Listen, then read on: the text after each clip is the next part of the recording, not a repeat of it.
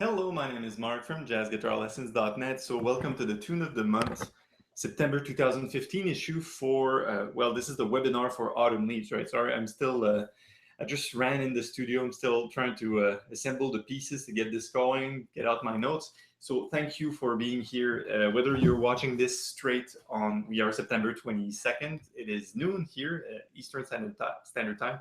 So whether you're watching this live or that you're watching this um, later on because you're a member of the Tune of the Month. Welcome and thank you.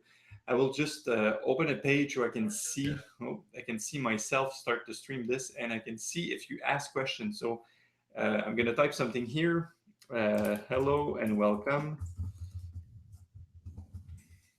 Ask questions here. So if you're on the YouTube page, on the page of the YouTube video, you're going to be able to communicate with me, and I'll monitor this closely. So far, I see that we are very few viewers, as in 0 viewers. So I'm basically talking to myself, which I'll do all the time. So anyways, the first thing I want to mention is this is going to be a bit different. I'm learning from my mistakes. So if you're watching this not live, if you're watching this as a recording, feel free to jump around, and I will cover this stuff in order. First, I will talk about the lead sheet of Autumn Leaves as found in the Tune of the Month Club. Secondly, I will talk about the chord melody. Third, the comping, and fourth, the written solo. So feel free to skip ahead. I'll try to spend about 15 minutes each, and as usual, dissect the components. So if you already have a question about that, perhaps you can skip ahead and you know where you're going to find your answer. Else, you can always write me an email, admin@jazzguitarlessons.net. I personally answer most emails. If you're precise enough and you have a question about a 107 flat 5 or a flat 9 or something that you you can ask me by email. If you want to know which color to paint your wall in your studio, maybe that I won't be able to help you with. All right, so first word of thank you. I see there's a few viewers that just joined us. So thank you for being here. Whether you're a member of the Tune of the Month Club or not, I want to express my gratitude because Mark Twain said something very brilliant. He said, if you don't want to work, just make your vocation your vacation. And for me, it's the case that I just do this, and I'm basically on vacation all day. I work all the time, but it doesn't feel like work because I love what I do. So thanks for being here, because you are asking questions and learning from the stuff I publish on the website. It makes this come to life, and I'm really happy to have you on board. So thank you very much. Secondly, welcome. Tune of the Month Club, Autumn Leaves, September. The Tune of the Month, remember, is your one-stop shop for chord melody, lead sheet, comping, and single note solo on standard. So a tune of each month is a good way to learn 10 or 12 new tunes a year. So if you're part of this, you can join the YouTube channel, sorry, not a YouTube, the Facebook page, share your videos, see how others are doing with chord melodies, ask your questions. So that's what the course on the Fedora store on jazzguitarlessons.net, that's what it's all about. It's about building a community and learning together.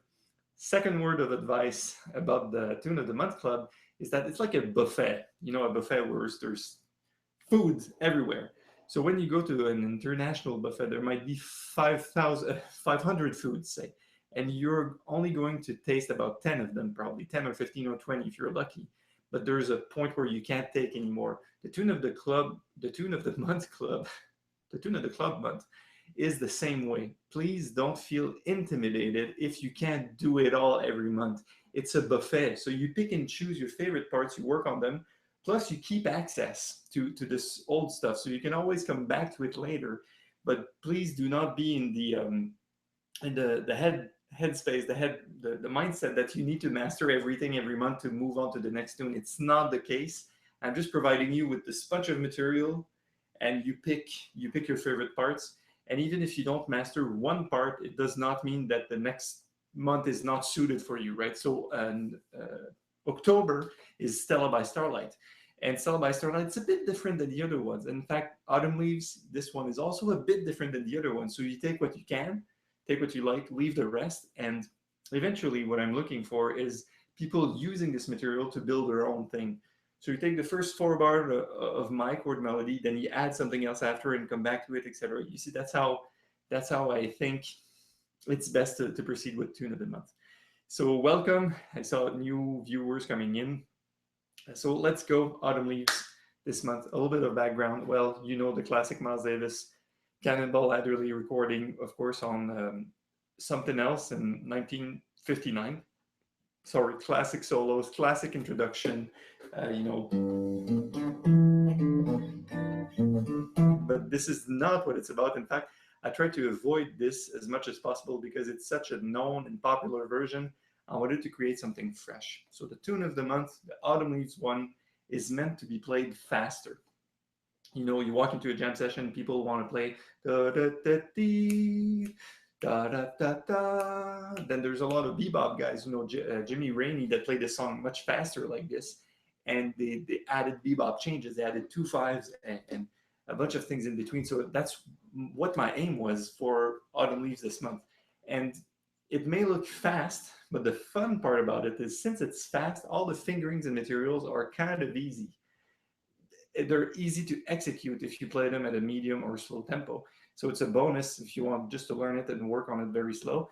But also the added bonus, once you get skilled, you can really play it fast, and that was my aim. And go figure why I play fast and talk fast.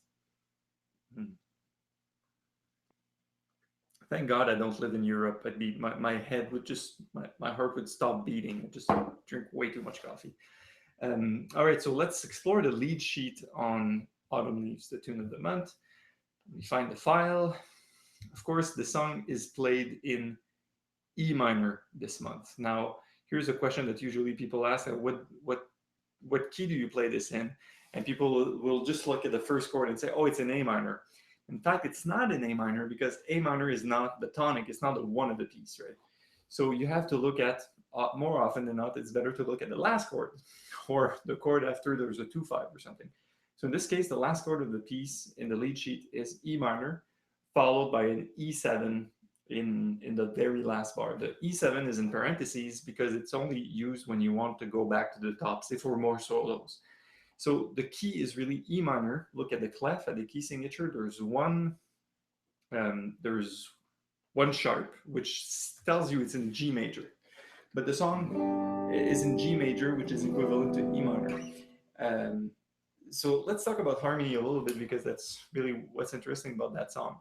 It's a beginner tune in a certain way, yet bebop guys and more advanced players keep playing it because there's so much in there. So the first thing to notice is how the harmony moves A minor 7, D7 in that case to G major. If you were playing the Miles Davis version, those chords would all be a minor third up. But I'll let you look at the lead sheet or check out the recording. This is for another time. So A minor D7 to G major means that this is a 2/5 in the key of G major.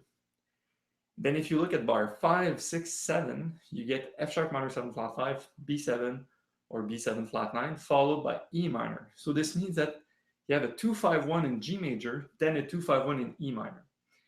These are related keys, right? So if I strum it in the most common fingering, so A minor 7, D7, G major 7, then we'll skip over to C, then F sharp minor 7, flat 5, B7, E minor 7. So if you look at this, you get composed 2/5. So you have 1 2/5 over here, 1 2/5 over here, but they're in the same key or they're in related key. You get this in the first 8 bars. You get the exact same thing in the next 8 bars. So you don't have to relearn all of this. And the next 8 bars after, so the third set of 8 bars is the same thing, but switched. You get the minor 2/5 first, and you get the major 2/5 second.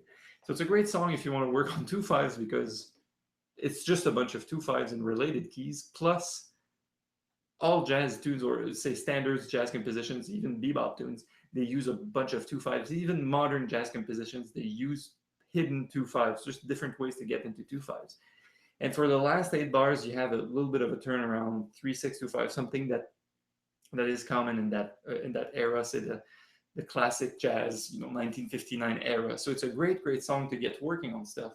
So just observe, take the lead sheet, print it out, and make notes with a pencil or something, so you can know, say, oh, this is what he meant. This is what Marc meant with the harmony going 2-5-2-5. Two last things about the lead sheet. The first thing is, notice how also it's all moving in a cycle of fourths. So 2-5-1, fourth, fourth, fourth, or fourth, fourth, down fifth. Same thing. If you keep doing this, and you go through all the notes in the key of G major, you will wind up playing the progression. So say I'm going to start high so I don't run out of frets here. So play an A here. A, B, G, C, F sharp, B, E. What comes after E? Another A. So the tune is completely cycling all the diatonic chords. Diatonic means, of course, that they're in the same key. So if you look at the key of G major, the diatonic chords are here. So G major 7, A minor 7, B minor 7, C major 7, D7, E minor 7, F sharp minor 7, flat 5, here, back to G major. So all these chords, they're played in the progression of Autumn Leaves, but they don't appear sequentially. They appear in the cycle of 4. So it's kind of nice. It's a nice way to organize chords in a key. So imagine if I called Autumn Leaves in C major. It would just mean, hey, you know what, play all the chords in C major, but start on the 2 chord. In that case, in Autumn Leaves, we're in G major, so you start on A, right? So start on the 2 chord and cycle every chord within the key. And go, all right. So if you know your keys and you know the cycle, then you can play Autumn Leaves really, really well, even if the tune is unknown to you. Same thing goes with other songs. So if you don't know the cycle, that would be a good excuse to learn it. And if you don't know diatonic chords in key, that'd be a good excuse to do that also, right? So that's all I wanted to. Oh no, one more thing. Okay, there's one thing that beboppers do that I did not cover in Autumn Leaves in the Tune of the Month, but it's so cool. But it's kind of advanced to the point that I'm not even sure I can pull it off really well or well enough, right? So what they would do, instead of going A minor 7 flat 5 to D7 to G major to C major to F sharp, they'd go 2-5. Same thing, a half step down.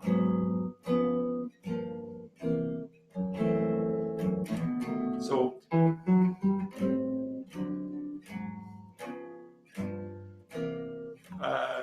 am I mistaken? Yes, no, that's not what they do. They do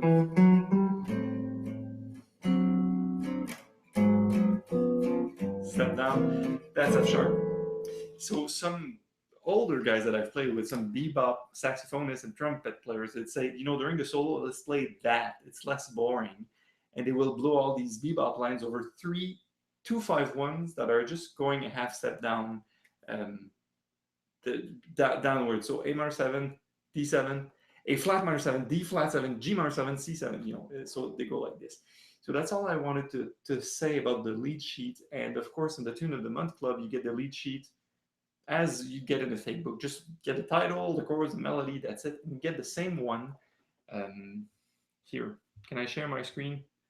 Google effects. I'm going to wind up with a mustache here. No, I don't want to do this. I don't want to play anymore. No, never mind. Sorry. I'm not going to be able to share my screen with you, but at least what I can tell you is get the lead sheet, and you get the lead sheet with tabs. So people say, hey, Marc, you know, how do you play the melody when you do play it? And I tabbed it. So it tells you, it doesn't tell you which fingers, but it tells you which area of the fretboard you're on. Good. Now, 15 minutes in, let's take another sip of strong coffee and look at the chord melody. You ready? I hope you are. I'm all fueled up.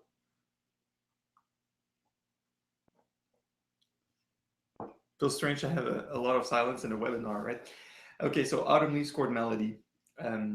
Slowly, freely, introduction, if you want to pull it out or print it out. In fact, if you're a member of the Tune of the Club, that's what I would recommend. You just listen to this webinar a second time, or listen to it with the sheet, print it out, and take whatever I'm rambling about, write out about it, ask your questions, and make sure you really understand the process. So the first few bars, say the first 2 lines of the chord melody, is something that is done rubato.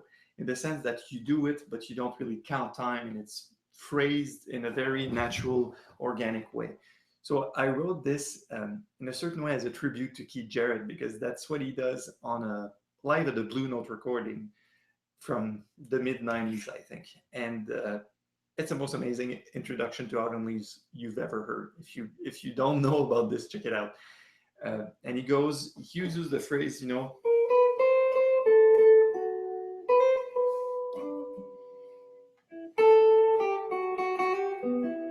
but he lingers on.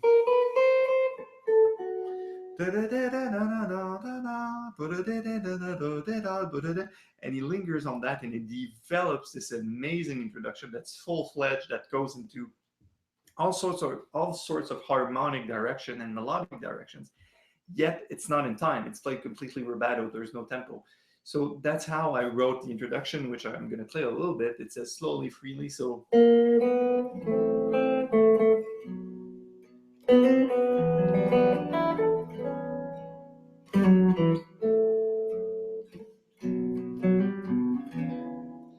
this is just a way to say, it's kind of how the tune ends, right?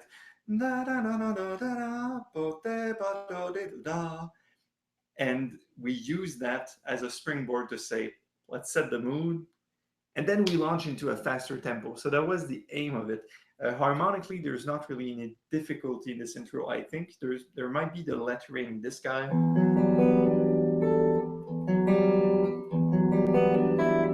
So it winds up being an E minor, for which we skip the fifth string, and we use this ninth. So it's all tapped out anyways. It's like an E minor 11 because you have this note here, seventh here, ninth here. So it's kind of a neat little voicing, and that would be the only technically difficult thing to execute. But it's rubato, so you play it at the tempo you want. If it's much faster, much slower, I'd say much slower. You can go like this. And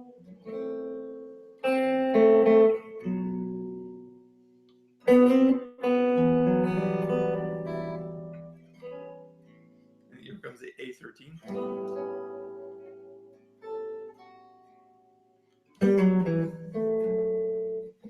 So yeah, we have a lot of power chords even, for the D, and you have same thing for the F. It's just like the root and one note, the F sharp.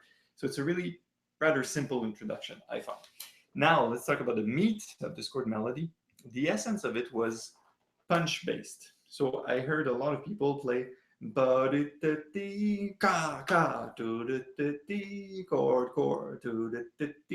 punch, da. Sorry.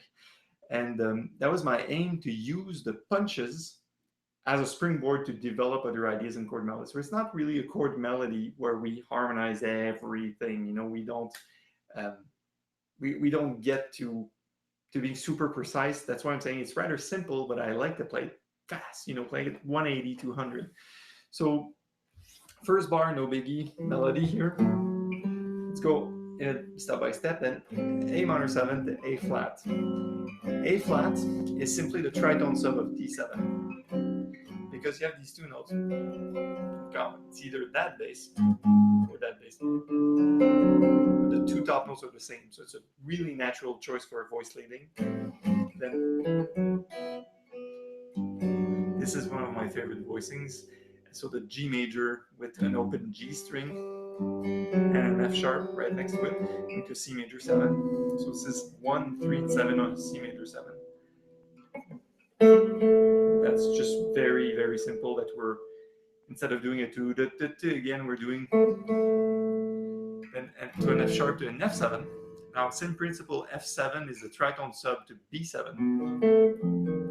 So same note, except the root is a tritone down. Then going to once again my F sharp and G string played together, but for an E minor. So that's that's the bottom of the first page, E minor 6/9. And a little filler line, since we're guitarists. If some of you guys played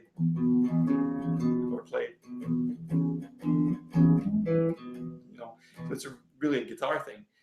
Then on top of page 2 with the 3 pickup notes, it starts over with an A minor 9 I find really interesting. So you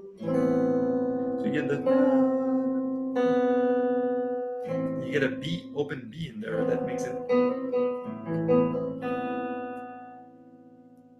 going to, and now there's not even, the melody is still heard, it's still natural, but there's not even a link, a direct quote. The melody's kind of taken for granted because we stated it 8 bars. So now I felt like doing a variation on it. So the D7, at the second bar of page 2, the chord melody is just a tritone. And why it works is because this tritone wants to go here. That's a natural D7 to G major. So B and G. That's a classical way of resolving a tritone, right? And guess what happens next on this G add 9? Same thing. But you have an A note here. So it goes.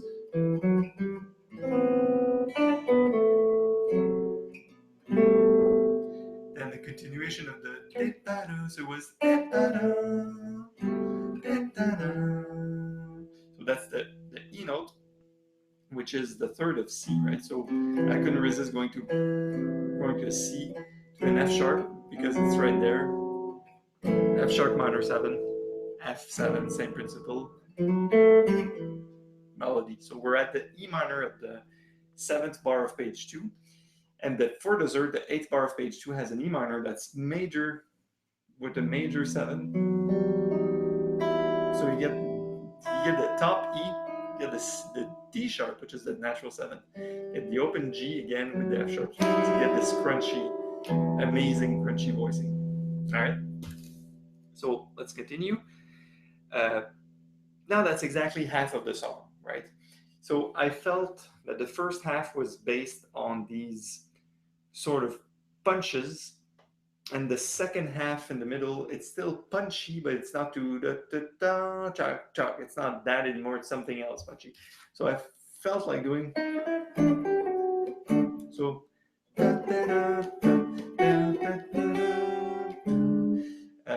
In the sense that it's punched, but it's not punched in the same way we used to do in the first half of the song. So F sharp minor 7, flat 5, no problems here. You might prefer this friend as here, as same notes, same sound. And if you bring this F sharp to the big string instead, 2 octaves lower, you get our friend here. So basically it's an A minor, whoops, pick on the ground. There is a place in time and space, I don't know where it is, where all picks go. Have you noticed? You drop a pick, disappears forever. Forever. So I'm sure there's like an alternate dimension. By the way, have you seen this movie with Matthew McConaughey? It's called Interstellar. It's crazy. They're gone an hour on another planet and 24 years pass by in this place because of the time shift and gravity. Anyway, it's amazing. Black holes, and check it out.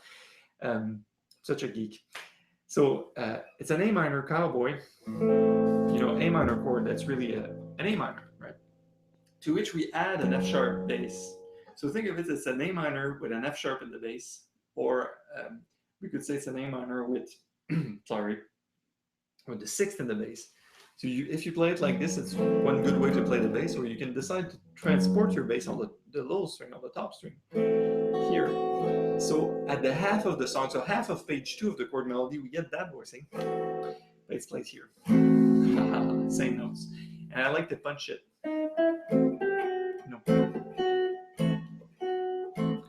Same thing for B7. That is another way to see other voicings that I won't get too deep into, but you have the tritone, the 3rd and 7th at the bottom. That's the 3rd, that's the 7th, then extensions on top. And E minor 6/9. We have to spend a little time on this. So, an A13 chord, for blues, the jazz chord. Just take out the root here. Use an open E root and go place your index here on the G note. So you get. This is an E minor, 6, 9. This is the 3rd. So you have the 3rd here and here. Beautiful voicing. It's probably the first time I've used this voicing also is in that arrangement. Followed by an E7, to which you just have just a tritone, 3rd and 7th, which I really like. A minor 9. So people will swear a lot over this one. And the goal and the main idea to make it worth your while is if you can't stretch your pinky, use that. So 0, 5, 5, 5, 5. And if you do that, you get the same top note, so you're fine. But I like the crunchiness. Once again, to D7, to which you have root, third, and seventh, so no biggie. Going to D7, D9, and D7 flat 9 followed by a G major. So that's the bottom of page 2 of the chord melody. So the voice leading is kind of natural. This chord might be new to you though, maybe. So the D's on top. And you have the 7th, the 9th, and the 3rd. This is flat 9.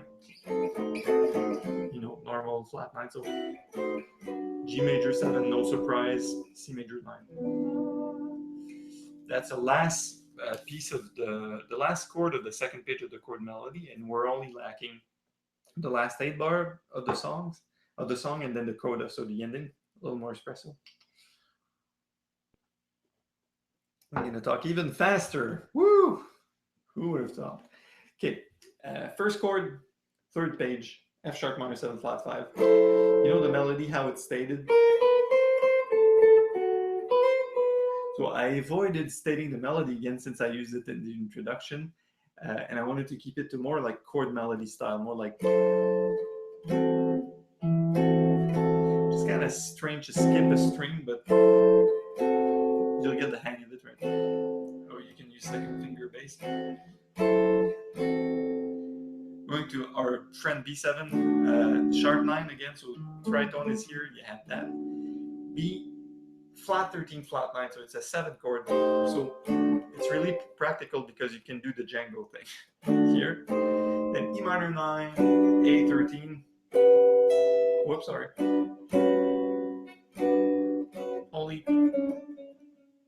Only one note difference here. Going to, so basic. This is a D minor 11, so only 2 fingers. So 2 fingers here, 3, 2 fingers, shell voicing, G 13. 13 is here, C 13. This is a B. This is a B Hendrix. You know Hendrix? Jimmy. So you get this with the top note, F sharp. It's just another E minor with the same processes we've been seeing all day. Now there's a turnaround though. So instead of ending on E minor like this, you see C sharp minor 7 flat 5. So I really like when songs do that. They go like, sorry. You know, they go to the 6th in minor. It's really deep, really powerful. So I use this idea of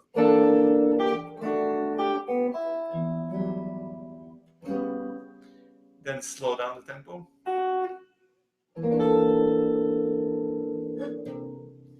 What did I write there?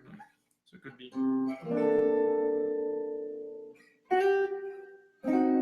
This is another sort of B7. So you can take this at your own tempo. And here's an A13. So, and there's a D sharp here. So you get an A7 13 with a sharp 11 because you pluck it here, you just go and tap it. Why do we finish with an A7 instead of an E minor? Well, think of it. If you're doing a 2-5-1 and the 2 chord is E minor, you're going to do E minor 7, A7, D major or D something, right? You're going to go. So E minor 7 is the last chord of Autumn Leaves here. E minor. Play A7 instead. Trick of the trade. It's just a way that we end songs in jazzier context. Whenever there's a minor chord, instead of ending on it, we end on the dominant chord that's related in the 2-5. All right, so that's it for chord melody. I don't have anything else. Please let me know if there's any question. If you're watching this live now, you can always ask questions straight from the YouTube page. So I left a comment earlier on, hello and welcome, ask questions here, but we'll just jump into Autumn Leaves comping study for about 15 minutes. And if there's any questions about the chord melody, we'll have to go by email or something. Meanwhile, if we're going to look at the comping study, and if you have any sort of question, you can always ask it during your own during this, live, while I do things. If there's a chord you don't understand or a concept I went through that you're not so sure, then right. Autonomous comping study. So the comping study, the basis of it was still for it to be played faster. If you're a member of the Tune of the Month Club since the beginning, you probably know that there's things in the first piece, which was All the Things You Are, that was done in July, and things in summertime that, they don't look alike. And I like this a lot because there's a lot of contrast and variety in between songs we approach in the Tune of the Month Club. This one is once again meant to be played fast. There's a lot of punches, but there's not a lot of difficulty. If you compare to the comping study to All the Things You Are, which was full-fledged extension, melodies moving during the comping, it was kind of challenging. Even for me, it was challenging to play. This one is more like, hey, here's a chord, play that. Here's a simple rhythm. Oh, here's a swing, a punch, a little anticipation or retardation. I always find this funny to say retardation about music. So let's just jump right into it. I'm going to go bar by bar, of course, slowly, and it could shed the light to some questions you have regarding the chord melody. So first 3 notes. In fact, I wanted to mimic this idea of, instead of going, I wanted to go, so I wound up doing, because I can hold the notes together and I don't have to, to take off my hand of the fretboard. So this is our friend, the chord that nobody likes or think that's too stretchy in the chord melody. So once again, this is 9-5-5 or 9-5-5. You can always do just 5-5-5. You'll be fine. So this is the Hendrix D7, sharp 9, flat 9. This is a G major 1-3-7, but with the instead of being 1, it's 2, so it's 9-3-7. Really love this voicing. In the third bar, we have a first inversion of G. So it's a G triad, just a plain G. Instead of being spelled G, D, D, it's spelled B, G, D, to a C major 9. So we're done with the first 4 bars.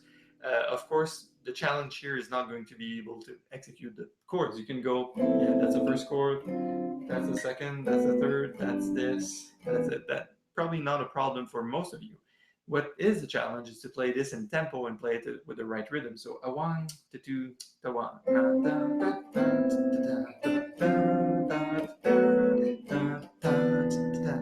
You always maintain that idea that you have to make it swing, and that you have as much responsibility as a drummer, right? So let's look at the second staff in the comping study is an F sharp minor 7 flat 5, which plays here, which we discussed in the chord melody that was here. It just plays here because our hand will move closer here. So melodic component going to D7 flat 13, no big mystery, using an octave like Wes, but not abusing an octave, just using it once. That's our E minor, but instead of being a plain E minor 7, E minor 9, whatever, it's an E minor with the 11th and the 9th here. And open E, because we're guitarists. Yay! Followed by my E7 flat 13 sharp 9 here. The reason why we do an E7, even if it's not part of most lead sheets, is because we're going to an A7 after. So the A7 has a dominant. What do you play before A7? You play the dominant, the 5. So the 5 chord is E7. And you're allowed to add extensions and make it really crunchy. So this is my crunch. So we were here. And there's a huge melodic component to A minor 9. And it's just punched. Pop, that's the end of the second staff. So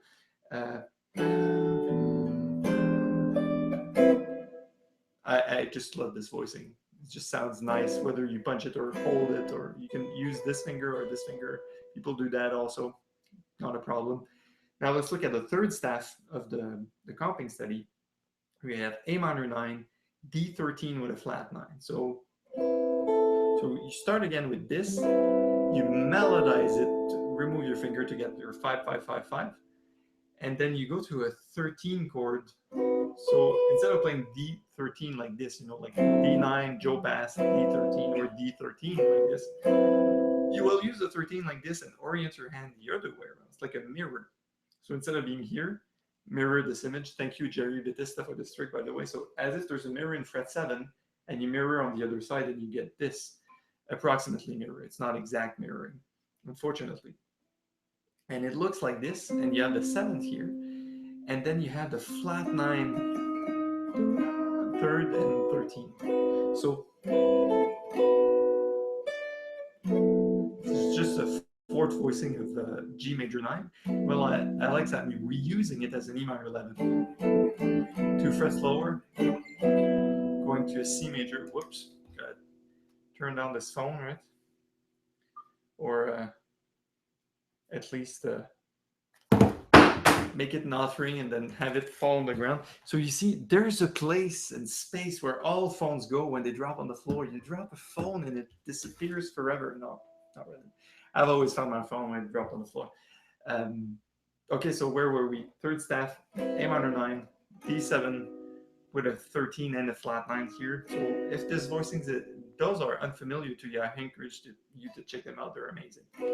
And then to a G major 9 to an E minor 11. So they're just a whole step away, right? They're really practical voicing to a C major 7, sharp 11, which is like this. So think of your G major, or C, C major 7, boring, like, kind of, this is it. Just change one note and you get your C major 7, sharp 11. It's amazing. Sounds great. Following on the 3rd staff, there's a pickup to the 4th staff. So this is just F sharp minor 7 flat 5. So this voicing inversion here. So second, so it's like A minor 6, right? So it's like A minor, as I was mentioning about the chord melody, A minor 6, A minor with a 6 in the bass, the same as F sharp minor 7 flat 5, right? So you see it here, going to another altered B. So same fingering. This is identical, right? And it's melodized. So sorry. Then just remove the pinky and we're going to an E minor. But the E minor is a major 9 once again. So you remember this guy? This is another way to do the same kind of thinking process without open strings. So that's the second to last bar on the first page of the copying study to auto use. And it's kind of crunchy because and you want to go, you want to go there, right? So it does that. So E minor 7 is here, E minor 6 is here. All right, so that's for the first page of the copying study. The first page is the first half of the tune. Second page is the second half of the tune. So second page starts with this, really simple. F sharp minor 7 flat 5, or you can see it as A minor 6, going to B 13 flat 9, B flat 13 sharp 9. So our friend here, remember the chord melody? I said, oh, the tritone is here, 3rd and 7th, the D is here, we're not playing the D. So you do that, but you will need to be clever with your fingering.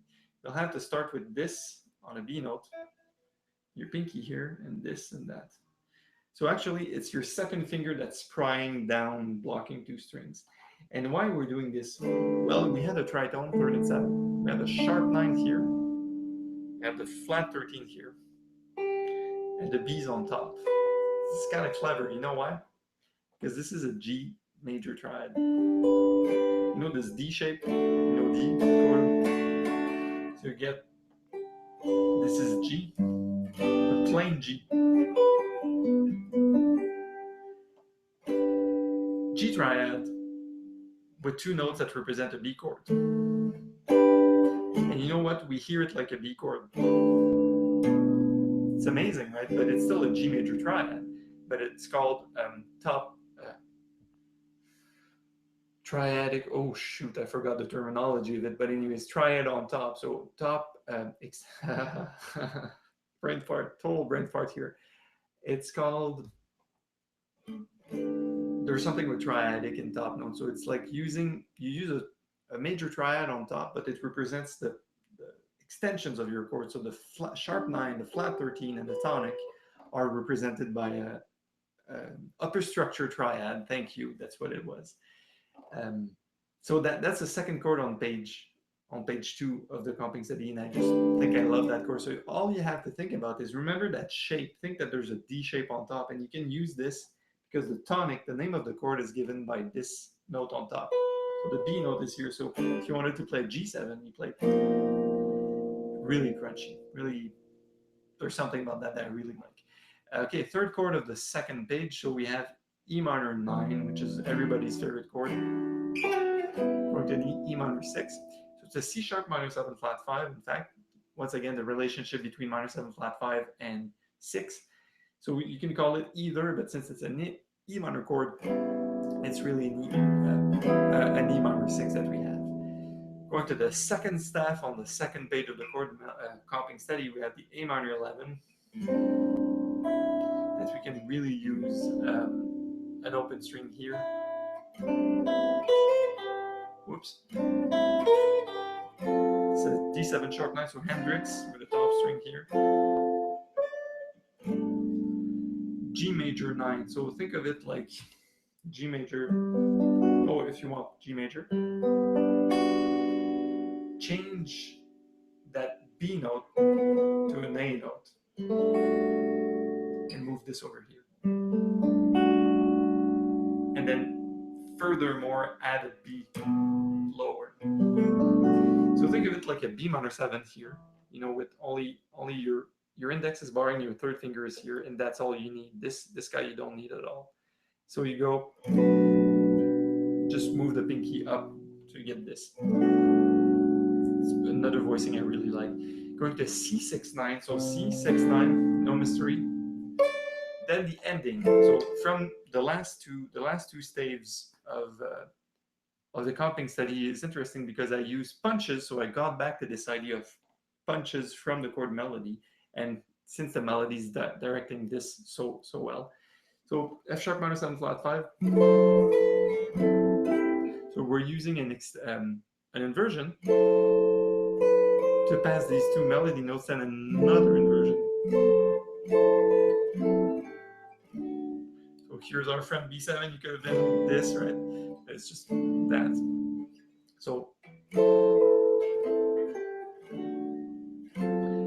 parallel. So it's B7 going to a D7 of some sort, but it's still the same fingering. So you just have to slide it up, right? So it's really obvious. And then going to E minor 9 to A7, and they jump. And I made this on purpose. I really like the jump. So, right? So going to the next one, E minor 11. So you have E minor 7, E7, A7, D minor 7, G7, going down like this, but with a jump. So with the ending, just a C9, so think it like a C9 here. Our friend the B7 that was here, that we had several times over, finish with an E minor 6. That's it, that's all. So it's really, there's a few crunchy voicings like the top of page 2 where you have the B7 with the alterations, like, oh my God, what am I doing? But other than that, most of the voicings are really stuff that you probably know. It's not the end of the world. It's not beginner stuff either, but it sounds great by using voicings we already know, very common voicings. And it's not necessarily more voicings. It's just more use of the same stuff. It reminds me of Jim Hall. By the way, there's a video, I wanted to say video interview about Jim Hall, but he passed 2 years ago. So not an interview, but a Jim Hall Untold. This is my new series about jazz guitar legends. And that's what fascinates me about Jim Hall, because he never played much. He always played the same stuff, but it's how he played it, when he played it, and how he plays the materials that makes all the difference. So he would start a solo really slowly on Autumn Leaves, for instance. And the solo would climb and like the energy would build, you know, like be really, really strong. And at the peak of his solo, you analyze his material, and this guy's still playing the same old stuff, he was playing introduction. It's just the way he's placing it and how, what's the intention behind the notes placement that's interesting. So this comping study is good to make you reflect on, oh my God, we just have to know when to play those chords and not necessarily learn a thousand more chords. Like a lot of people want to do with jazz is just show off. Even when they're comping for other people, they want to show off how many voicings they know. While what matters most is not how many stuff you know, but what can you do with the material that you do know. So it's like it'd be like writing a book, right? It doesn't matter the amount of words that you use, because you can use very simple words and tell beautiful stories, or tell, or write historical an historical book or something. But jazzers sometimes are in the mentality that the book is going to be better if they use more different words and fancy things. It's not going to sound any better if the story is not told properly, right? So I have a question here on YouTube. I'm going to answer to it since it's probably relevant. So it's by Zester. So he says, I'm going to read the question out loud to you. Okay, I love Brazilian guitar, but I want to learn guitar that accompanies singing, which is different from solely instrumental. Any ideas? Well, yes, learn a bunch of tunes that people want to sing to. That'd be a great. If people want to learn Autumn Leaves, sing Autumn Leaves, then you learn it and you accompany them in their keys. And the thing with, well, you can really start with Brazilian and bossa nova, because there's a lot of this happening, right?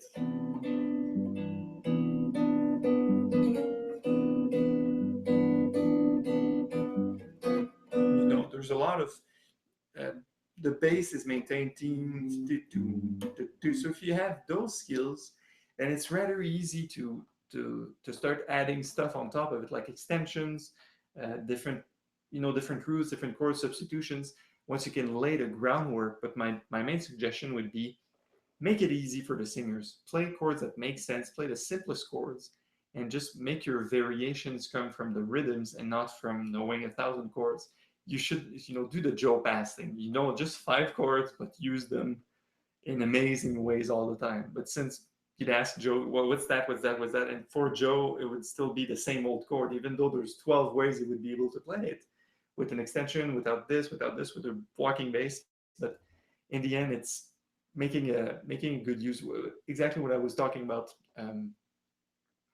before answering your question. So I hope it answers your question. If not, please keep asking away, and I'll continue with the Autumn Leaf solo. So we only have about 12 minutes, so I'll do this quickly. I'll run through the things that would most commonly cause trouble to people, and I'll tell you about how this came about, how I decided to write this solo, and what's the process behind it. But before, no more espresso, a little sip of water. D'accord. Hey, maybe next time we should have this webinar in French. That'd be amazing, with subtitles. That'd be amazing. If every month I could do a new language, that would be great. Spanish next month, and German, and Portuguese, Italian. Oh my God. Okay, and then I could start doing accents. Do English with an Australian accent, English with a UK accent. That'd be amazing. Okay, Autumn Leaves solo, how it came about. I took the line that was ascending. You think of it like to da da dee, to da da da, and the idea behind the whole solo is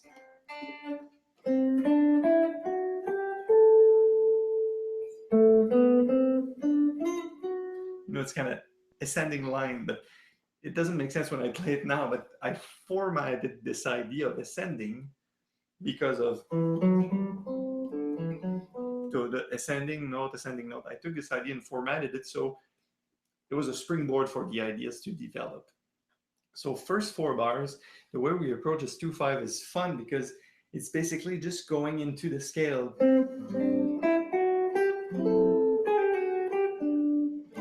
And there's 3 chords punctuation. Now, word of advice for people that are just starting the solo, you can do it without the chord punches if you want. A 1 to 2, the 1, 2, 3, 4, 1.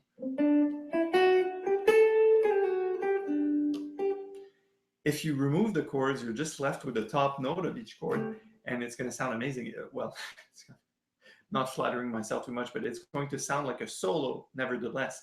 I like personally adding the chord punches because it's like you're playing harmony at the same time as melody.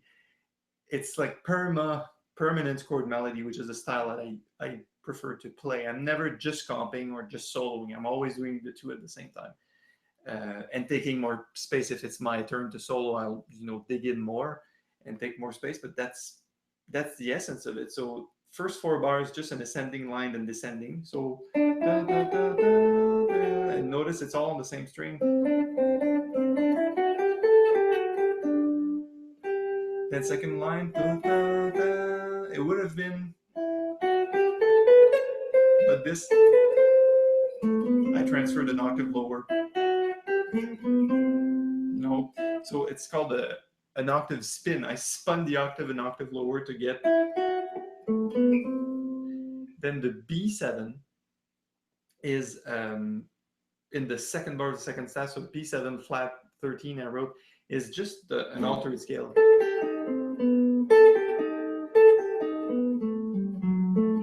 So the altered scale for B7 is in fact C melodic minor. But you don't have to know this, you can just go.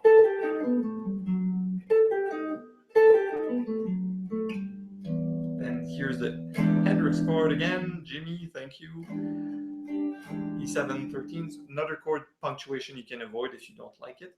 Going to the third staff. So this is my little Metheny pass. By the way, I was in New Jersey last week to see Pat Metheny one-on-one with Christian McBride, which was a duo gig they were doing, but also interviews. So whenever I play this line in the Autumn Leaf solo that I wrote that starts on the third system of the first page, I always think of Pat. So it goes like this: the one, the two, the one, two, three. So this lyricism is so Pat Metheny, I find. He always plays stuff like that. And it was amazing. They opened the show last week with Black Orpheus. It was amazing. Just duo. And Christian McBride is such an amazing bass player also that it was a great, it was my first time seeing Pat Metheny in person. I'm a big fan, so that was great. Okay, so this line, just all diatonic in G major. 9 to flat 9 on D7. So it's all the stuff Pat would be playing. Then, so it's just an answer with triplet. Sixth, diatonic. So you see now, this on the C major, you have, it's like a C major 7 arpeggio disguised within a line. So you have all the notes of the C major 7 arpeggio plus the A note here. And then let's look at the fourth system before we run out of time. So the fourth system starting with an F sharp minor 7 flat 5. So you get, so once again, that this ascending line idea is always there. So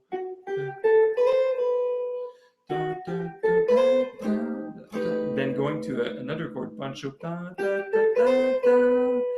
and still the same idea with the altered scale. Like the B7 altered is C melodic minor. You get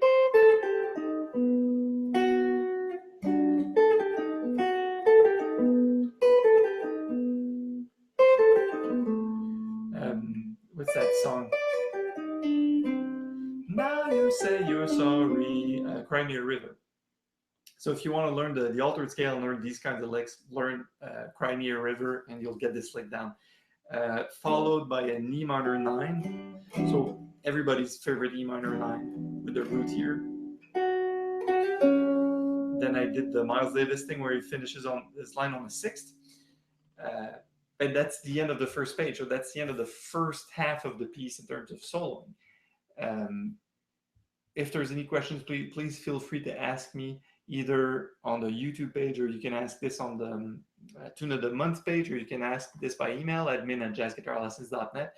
But the big driving idea is the ascending scale, using the altered scale on B7, and playing an E minor when it's time. And here you go. The magic is pretty much done. Page 2. Page 2 has these jazzy lines with chromaticism, which people really like. I really like it, certainly. So before the page starts, we have just a punch to get us into the next chord.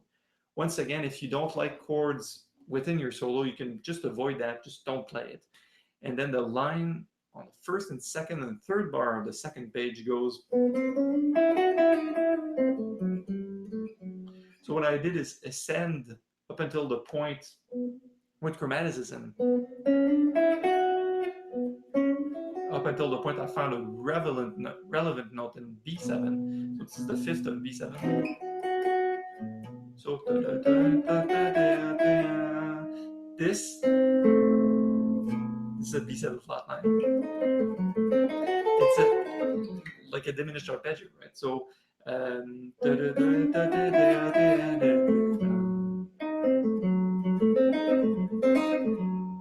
then say, okay, U1, E minor, I'm getting back to you. So also very Pat Metheny, using the third, could go to the ninth. Then we have the Hendrix chord, but it's realized melodically. So instead of going, I go,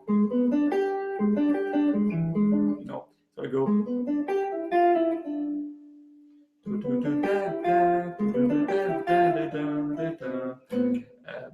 So it's an altered line of some sort, still diminished in mind, but more towards the E7. Of course, the E7, as I mentioned earlier, is the dominant of A minor, so you're allowed to play an E7 with all crackpots, flat 9, sharp 9, and pickered fifth, and whatever you want.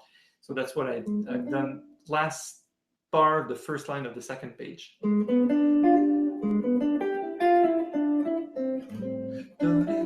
Landing on A minor, I couldn't resist just punctuating that note here.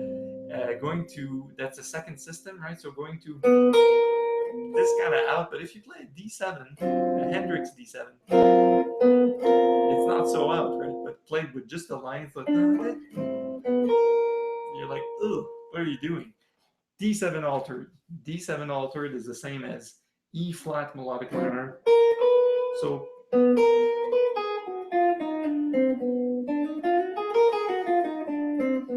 is it E flat melodic minor? Yes, it is. Going down to a G major where we land on the third, that's no biggie. Then the next bar is aiming for the third of C major. So let it go. So it's just an ornament to get there, really like a Bill Frisell-ish kind of thing. Punctuated with a C6-9, which I found really cool. So D7, G major, punctuated, and we're left with the hardest part, which is the last 8 bars. And we have 2 minutes to go in this webinar until YouTube cuts me off. No, they won't. So how we're doing, we're going into the F sharp minor 7 flat 5 is simple. We're just playing a scale down. So the scale it's in G major, right? So you can think of it as E minor or G major, however you like it. So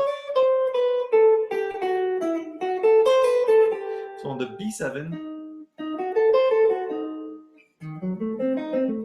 B7 flat 9, so a diminished arpeggio I was mentioning earlier. So you go from the F sharp minor 7 flat 5 to finding a note that's relevant in B7 and just going.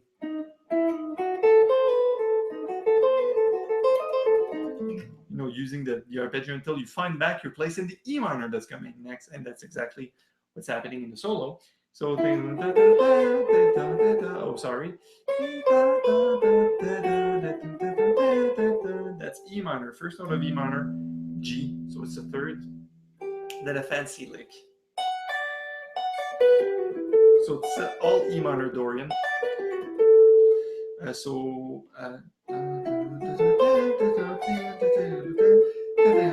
So it's the same thing.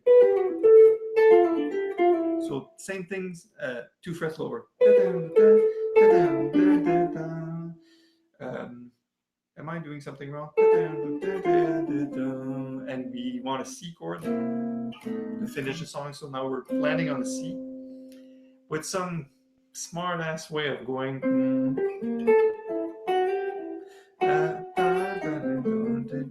So the C like playing this, but playing with it melodically, which is something I really like to do. I do all the time. So B7 again. Uh, Now you say you sorry, so the B7 is the altered scale, still coming from the C melodic minor. So we've seen this 5 times in the tune. It goes down. Da, da, da, da, this is the fifth of E. It's a B note. Then going. This is another one of my favorite E minors. If you know me, you probably know. So you know the Police. So this E minor is the E minor where you land on. It's like it's E minor, right? It's like the ninth chord. The ninth of the chord is there. So that's it. We're done the solo. So that was an amazing hour. We went through the lead sheet of Autumn Leaves, chord melody, the comping study, and finally the solo. And that's it. Please let me know if there's any question. Just the for the sake of respecting the time, I would like to end this webinar in time. But of course, the website's open 24/7. You feel free to drop in, or if you're watching this because you're a member of the Tune of the Month Club, you can just post a question in the Tune of the Month, whether it's on the tune itself on Autumn Leaves or other songs, or on the platform that is the Tune of the Month Club Facebook group. Don't forget to follow jazzguitarlessons.net on YouTube, Facebook, Twitter, and Google+. And I will see you soon on jazzguitarlessons.net. Improve your jazz guitar playing with a real teacher. Take care, and thank you.